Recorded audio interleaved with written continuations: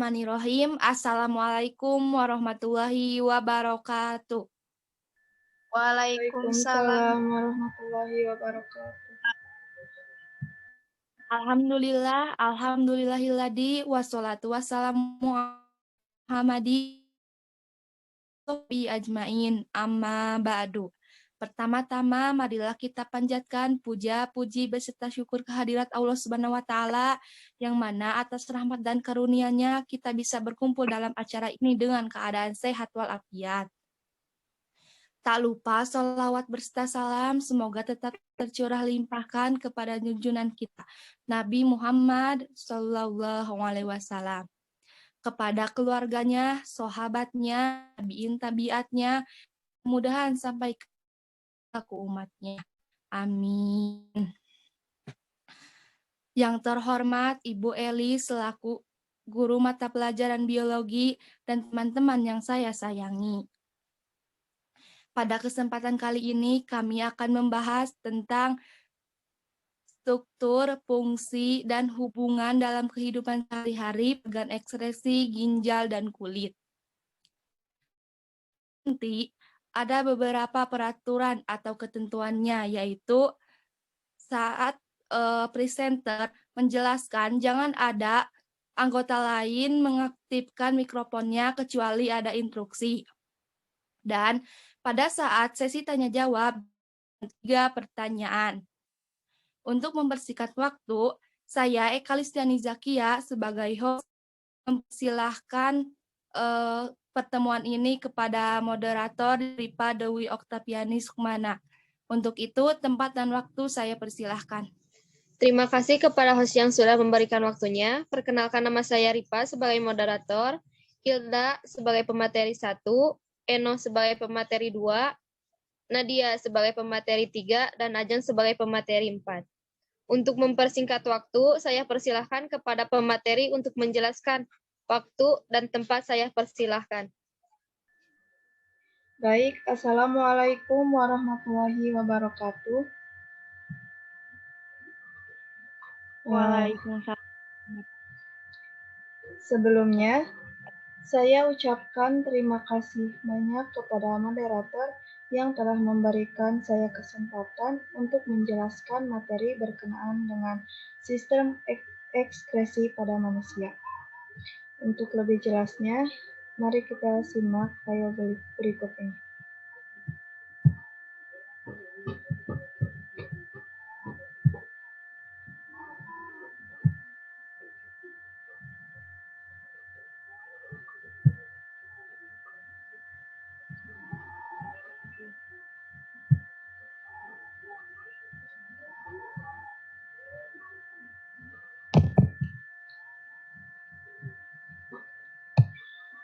Sistem ekskresi manusia itu organ-organnya ada banyak. Namun di sini kami hanya akan menjelaskan ginjal dan kulit. Adapun anggota kelompoknya yaitu ada Ajeng, Eka, Eno, Hilda, Nadia, dan Rifa. Adapun tujuan pembelajaran dari pertemuan kali ini yaitu yang pertama, dapat menganalisis struktur dari organ ekskresi yaitu ginjal dan kulit. Yang kedua, dapat menganalisis fungsi dari organ ekskresi yaitu ginjal dan kulit. Yang ketiga, dapat menjelaskan hubungan organ ekskresi yaitu ginjal dan kulit dalam kehidupan sehari-hari. Yang pertama yaitu ginjal. Di dalam ginjal terdapat berbagai macam struktur-struktur, diantaranya ada korteks, medula, calyx, kapsul fibrous, arteri, vena, pelvis renalis, dan ada juga ureter. Untuk struktur dan fungsinya yaitu yang pertama struktur ginjal. Ada korteks atau kulit ginjal. Korteks ini merupakan lapisan ginjal bagian luar, di mana berfungsi untuk melindungi dari kerusakan dari kerusakan. Selain itu, korteks juga berfungsi sebagai tempat terjadinya filtrasi dan ultrasi. Di dalam korteks terdapat jutaan nefron yang terdiri dari badan magpili. Setiap badan magpili itu sendiri tersusun dari glomerulus yang diselimuti oleh kapsula Bowman dan juga beberapa saluran yang terdiri dari tubulus contortus proximal dan tubulus contortus distal. Jutaan nefron yang berada pada korteks ini membuat permukaan kapiler ginjal menjadi lebih luas dan meningkatkan kemampuan filtrasi zat buang. Struktur yang kedua yaitu medula atau sumsum ginjal. Medula adalah lapisan dalam pada ginjal yang bentuknya seperti piramid. Medula ini berfungsi mengangkut cairan masuk ke dalam ginjal dan urin agar masuk keluar ginjal. Bagian utama medula adalah terdiri dari 8-12 piramida 8-12 piramida renalis yang berfungsi untuk menyalurkan sisa hasil filtrasi dari tubulus collectivus ke kalix. Di dalam medula terdapat nefron yang memanjang dari bagian korteks. Bagian nefron yang ada di medula adalah lengkung Henle dan tubulus collectivus. Struktur yang ketiga ada pelvis renalis atau rongga ginjal. Yaitu bagian paling dalam pada ginjal yang berada di bagian atas ureter yang melebar. Pelvis berfungsi sebagai tempat penampungan urin dan selanjutnya akan mengalirkan urin menuju ke kandung kemih. Urin disimpan untuk sementara waktu sebelum akhirnya urin dikeluarkan dari tubuh melalui uretra. Yang selanjutnya ada kalix.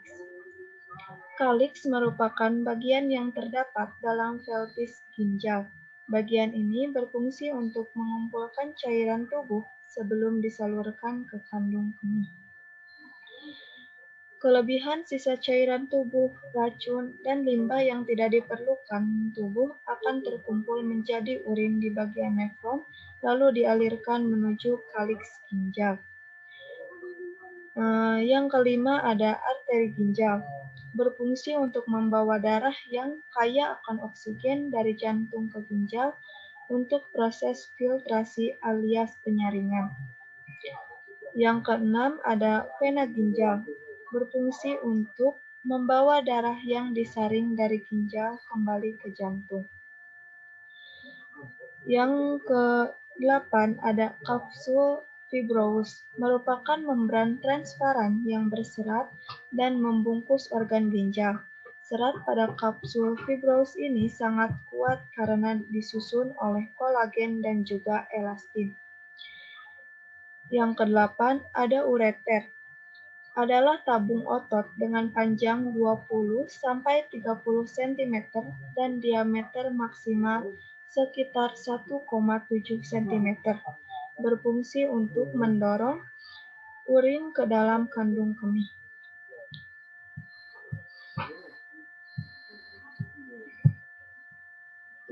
Yang selanjutnya ada fungsi ginjal. Di sini terdapat beberapa fungsi dari ginjal. Di antaranya yang pertama, 1. Menyaring darah. Semua darah dalam tubuh melewati ginjal beberapa kali sehari. Ketika ginjal menyaring darah, elektrolit dan protein akan tersaring dan diserap kembali, sedangkan zat sisa dari atau limbah dan kelebihan cairan akan dikeluarkan melalui urin. Urin tersebut kemudian dialirkan melalui ureter untuk kemudian dibawa ke kandung kemih dan dibuang sebagai air seni. Jika fungsi ginjal bermasalah, maka akan terdapat protein berlebihan pada urin. Gangguan ini bisa dideteksi dengan pemeriksaan protein urin. Yang kedua, menyaring dan membuang limbah. Fungsi ginjal lainnya adalah menyaring dan membuang limbah, seperti racun, garam berlebih, dan urea atau limbah mengandung nitrogen hasil dari metabolisme protein. Urea yang terbentuk dalam tubuh diangkut melalui darah ke ginjal untuk kemudian dibuang. Tanpa ginjal, limbah dan racun akan menumpuk dalam darah. Yang ketiga, memantau dan mengendalikan keseimbangan air dalam tubuh. Ginjal memastikan bahwa jaringan tubuh menerima air yang cukup agar dapat bekerja dengan baik. Ginjal bereaksi terhadap perubahan kadar air dalam tubuh. Ketika asupan air dalam tubuh berkurang atau dehidrasi, fungsi ginjal dalam hal ini adalah untuk menahan air, bukan membuangnya. Yang keempat, mengatur tekanan darah dan tingkat garam dalam darah. Caranya dengan memproduksi enzim renin. Ginjal memerlukan tekanan dan aliran darah yang stabil untuk dapat menyaring darah. Yang kelima, mengatur sel darah merah. Ketika tubuh tidak mendapatkan cukup oksigen, ginjal akan mengeluarkan hormon eritroprotein, yaitu hormon yang merangsang produksi lebih banyak sel darah merah membawa oksigen. Ketika kadar oksigen atau sel darah merah sudah kembali normal, hormon ini akan berhenti diproduksi. Yang keenam, mengatur keseimbangan asam basa atau pH darah. Semakin rendah pH, maka darah akan semakin asam atau asidosis. Sebaliknya, semakin tinggi pH, maka kondisi disebut basa atau alkalosis. pH darah normal memiliki rentang yang sempit, yaitu 7,35 sampai 7,45. Keseimbangan pH darah penting dipertahankan dalam rentang tersebut agar proses metabolisme sel di dalam tubuh dapat berjalan dengan baik. Salah satu fungsi ginjal yang penting adalah memastikan bahwa pH darah tetap normal. Yang ketujuh, menjaga konsentrasi mineral dan elektrolit. Ginjal menjaga konsentrasi mineral dan elektrolit penting dalam darah, di antaranya natrium, kalium, fosfor, dan kalsium. Dan yang terakhir, yaitu menghasilkan bentuk aktif dari vitamin D. Vitamin D dibutuhkan untuk kesehatan tulang dan untuk keseimbangan zat kimia dalam tubuh.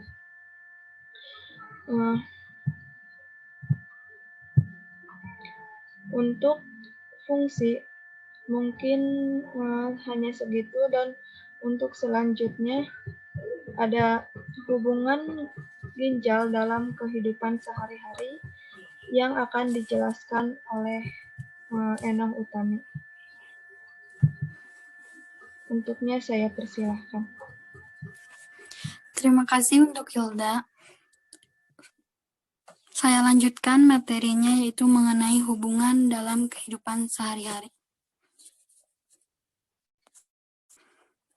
Sebetulnya hubungan dari organ ekskresi ginjal ini tidak berbeda jauh seperti fungsi dari ginjal itu sendiri, yaitu 1. Menyaring darah. Hubungannya dalam kehidupan sehari-hari yaitu ketika kita buang air kecil yang merupakan hasil dari penyaringan darah yang dilakukan oleh ginjal. 2. Menyaring dan membuang limbah. Sebenarnya mengenai hal ini sama-sama saja seperti yang sebelumnya, bahwa limbah atau racun yang terdapat dalam darah akan dibuang melalui urin ketika kita buang air kecil. Yang ketiga, memantau dan mengendalikan keseimbangan air dalam tubuh. Seperti yang kita ketahui, bahwa manusia memerlukan air dalam tubuh sebanyak 2 liter dalam sehari untuk orang dewasa agar tidak mengalami yang dinamakan dehidrasi. 4. Mengatur tekanan darah dan tingkat garam dalam darah. Dalam hal ini, kita bisa melakukan yang namanya olahraga teratur atau menjaga pola makan agar tekanan darah tetap dan kadar garam dalam darah tetap stabil. 5. Mengatur sel darah merah. Untuk mengatur sel darah merah diperlukan oksigen yang cukup. Untuk meningkatkan kadar oksigen dalam darah, sering-seringlah latihan pernapasan dalam.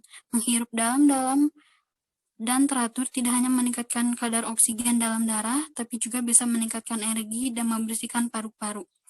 6. Mengatur keseimbangan asam basa. darah. Untuk mengatur keseimbangan asam basa dapat dilakukan dengan mengatur pola makan, karena asam rata-rata berasal dari metabolisme karbohidrat dan lemak, sedangkan basa dihasilkan dari metabolisme amino acid, protein yang memiliki fungsi anionik seperti glutamat dan aspartat. Yang ketujuh, menjaga konsentrasi mineral dan elektronik.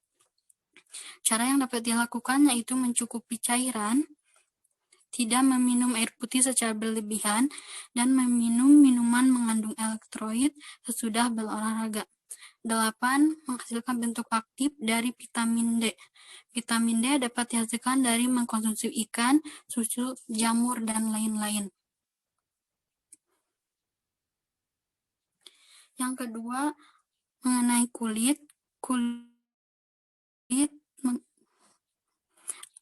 anatomi kulit, yaitu termasuk ada epidermis, dermis, lapisan subkutan, helai rambut, kapiler, kelenjar minyak, folikel rambut, serabut saraf, dan pembuluh darah. Selanjutnya yaitu struktur kulit. Struktur kulit nomor 1 ada epidermis. Salah satu lapisan anatomi kulit adalah epidermis. Epidermis adalah struktur kulit terluar pada tubuh manusia dan selalu mengalami regenerasi karena peluruhan sel-sel kulit mati setiap hari. Perlu diketahui bahwa manusia menghasilkan sekitar 500 juta sel kulit mati tiap harinya, yang menyebabkan lapisan kulit paling luar ini dipenuhi oleh 25-30 lapisan kulit mati.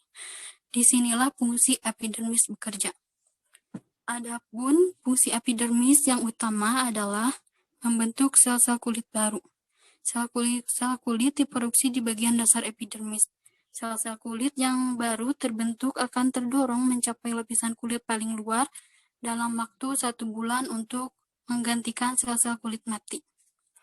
Yang kedua, memberi warna pada kulit. Epidermis mengandung melanosit, yaitu sel yang memproduksi melanin alias pigmen pemberi warna kulit. Fungsi melanin adalah melindungi kulit dari paparan sinar ultraviolet. Yang ketiga, melindungi lapisan kulit di bawahnya. Lapisan kulit epidermis memproduksi keratinosit yang berfungsi melindungi tubuh. Yang ketiga, melindungi lapisan kulit di bawahnya. Lapisan kulit epidermis memproduksi keratinosit yang berfungsi melindungi tubuh dari bakteri, parasit, virus, hingga panas yang menjadi penyebab kulit kering. Yang kedua, ada dermis. Dermis adalah lapisan kulit yang berada di bawah epidermis. Dermis merupakan lapisan kulit yang paling tebal karena terdapat pembuluh darah dan saraf. Kelenjar keringat dan kelenjar minyak. Kelenjar sebase, folikel rambut, hingga saluran limfe. Lapisan kulit dermis sebagian besar terdiri dari sejenis protein yang disebut kolagen.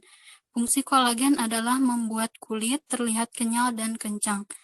Berbagai fungsi kulit dermis adalah sebagai berikut. 1.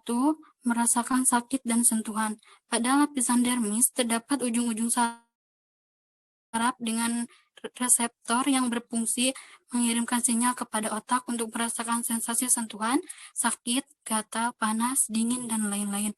Yang kedua, memproduksi keringat dan minyak. Keringat dibutuhkan untuk menurunkan suhu tubuh dan minyak agar kulit tetap terasa lembab dan lembut. Yang ketiga, menumbuhkan rambut. Folikel rambut yang berada di lapisan kulit dermis berfungsi untuk memproduksi sel-sel rambut yang akan tumbuh di kulit kepala, wajah, dan seluruh tubuh. Yang keempat, mengalirkan darah yang menutrisi kulit. Selain mengalirkan nutrisi dan oksigen, pembuluh darah di lapisan dermis juga membantu mengatur suhu tubuh. Jika kulit terlalu panas, pembuluh darah akan melebar melepaskan panas. Saat kedinginan, pembuluh darah akan mengerut untuk menyimpan panas. Yang kelima, melawan infeksi. Pembuluh Pembuluh limfatik di lapisan kulit dermis adalah bagian penting sistem imunisasi tubuh untuk menghalangi terjadinya infeksi. Untuk selanjutnya akan dijelaskan oleh memberi materi 3 yaitu Nadia. Kepada Nadia silakan, dipersilakan.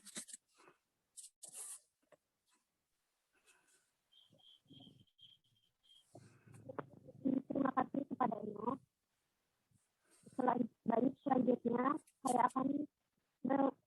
Selanjutnya saya akan menjelaskan struktur kulit. Yang ketiga, hipodermis atau lapisan subkutan. Hipodermis adalah lapisan paling bawah atau paling dalam. Pada lapisan subkutan terdapat jaringan lemak, jaringan penghubung, dan elastis atau sejenis protein yang membantu jaringan kulit kembali ke bentuk semula setelah mengalami peregangan. Fungsi lapisan lemak pada hipodermis adalah melindungi tubuh dari panas dan dingin, sebagai cadangan energi, dan sebagai bantalan yang melindungi tulang, otot, dan organ dalam tubuh. Selain mengandung lemak, di lapisan kulit hipodermis juga terdapat banyak pembuluh darah. Yang keempat, helai rambut. Berfungsi untuk melindungi kulit dari debu, pantulan sinar ultraviolet, mencegah masuknya air ke pori-pori. Yang kelima, kapiler. Pembuluh darah kapiler berfungsi untuk memfasilitasi pertukaran oksigen dan karbon dioksida antara sel-sel darah dan jaringan tubuh. Yang keenam, kelenjar minyak. Kelenjar minyak atau dikenal dengan kelenjar sebasea adalah suatu kelenjar kecil pada kulit yang berbentuknya serupai sarung. Fungsi sabun atau minyak ke polikel rambut serta melapisi dan melindungi batang rambut agar tetap lembab. Kelenjar sebasea terletak pada lapisan kulit dermis. Yang ketujuh, folikel rambut. Folikel rambut adalah kantong kecil pada kulit sebagai tempat rambut tumbuh. Folikel rambut biasanya terletak di lapisan kulit epidermis dan dermis. Fungsi folikel rambut adalah untuk memproduksi sel-sel rambut yang akan tumbuh di kulit kepala, wajah, dan seluruh tubuh. Rambut membantu mengontrol suhu tubuh dan melindungi kulit dari cedera.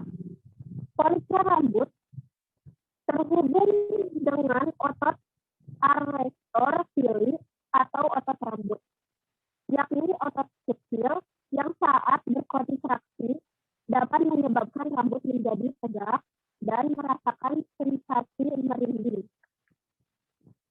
Yang kedelapan, serabut saraf. Pada lapisan dermis terdapat puting peraba yang merupakan ujung akhir saraf sensorik. Ujung-ujung saraf tersebut merupakan indera perasa panas, dingin, nyeri, dan sebagainya. Jaringan dermis juga dapat menghasilkan zat feromon, yaitu suatu zat yang memiliki bau khas pada seseorang wanita maupun laki-laki. Feromon ini dapat mengikat lawan jenis. Yang selanjutnya, yang kesembilan, pembuluh darah. Kulit juga terdapat pembuluh darah yang berfungsi mengalirkan nutrisi dan oksigen ke dalam sel-sel pembentuk kulit, sekaligus mengangkut limbah dan karbon dioksida untuk dikeluarkan dari tubuh. Selanjutnya, fungsi kulit. Yang pertama, melindungi tubuh. Salah satu fungsi kulit manusia yang paling utama adalah sebagai pelindung tubuh dari patogen penyebab penyakit. Yang kedua, sebagai indera perasa. Kulit memiliki ujung-ujung saraf yang mampu mendeteksi keutuhan, suhu, tekanan, getaran, dan cedera. Yang ketiga, sebagai tempat penyimpanan lemak dan cairan.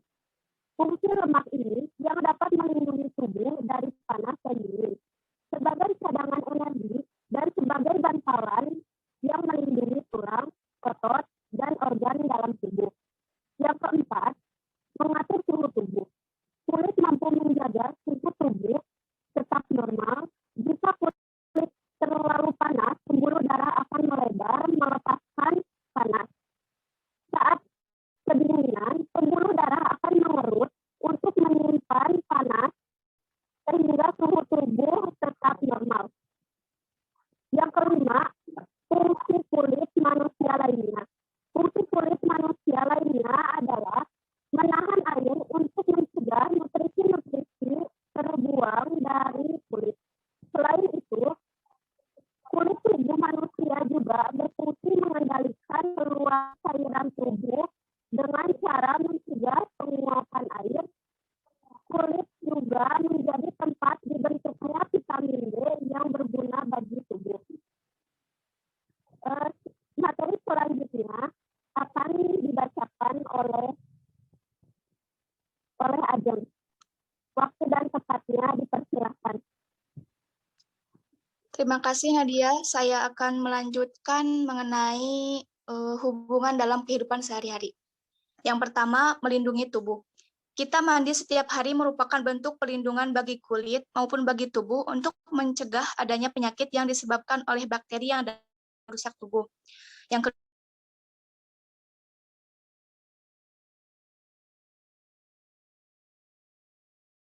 itu terjadi karena kulit kita memiliki saraf sebagai indera perasa. Yang ketiga, sebagai tempat penyimpanan lemak dan cairan. Dalam tubuh manusia, pastinya selalu terdapat lemak, di mana lemak ini membantu menyangga serta menempelkan kulit ke tulang dan otot yang mendasarinya. Jika tidak terdapat lemak, tentu kulit dan tulang kita tidak dapat menempel dan bisa saja kita tidak bisa melakukan aktivitas apa-apa. Yang keempat, mengatur suhu tubuh. Kita sebaiknya meminum banyak cairan ketika cuaca sedang panas dan memakai pakaian tebal ketika cuaca sedang dingin, agar suhu tubuh tetap normal. Selanjutnya, hubungan antara organ ginjal dan kulit dalam sistem ekskresi. Hubungan organ ginjal dan kulit dalam sistem ekskresi nampak jelas pada saat suhu lingkungan panas atau dingin. Saat suhu lingkungan panas, pembuluh kapiler di kulit akan melebar yang menyebabkan keluarnya keringat ke permukaan kulit. Pada saat suhu panas tersebut, cairan tubuh juga akan berkurang sehingga ginjal akan sedikit mengeluarkan urin.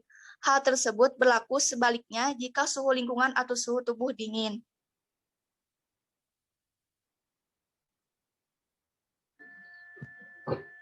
Mungkin sekian pembahasan yang dapat disampaikan.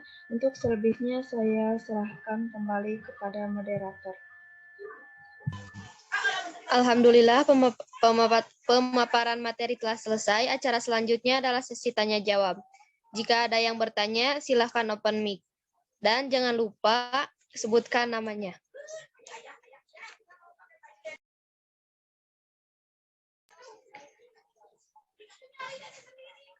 Jika tidak ada yang bertanya, saya akan bertanya. Perkenalkan, nama saya Ripa. Apa hubungan antar kulit dan ginjal pada kehidupan sehari-hari?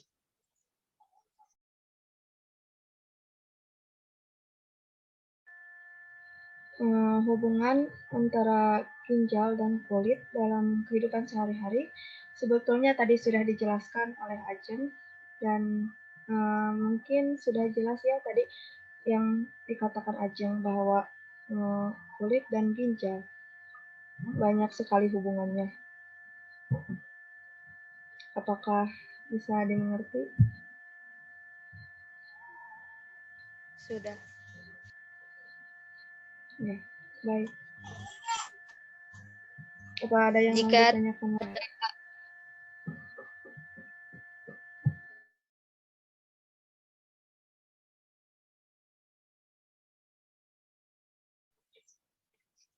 Untuk yang bertanya cukup satu aja.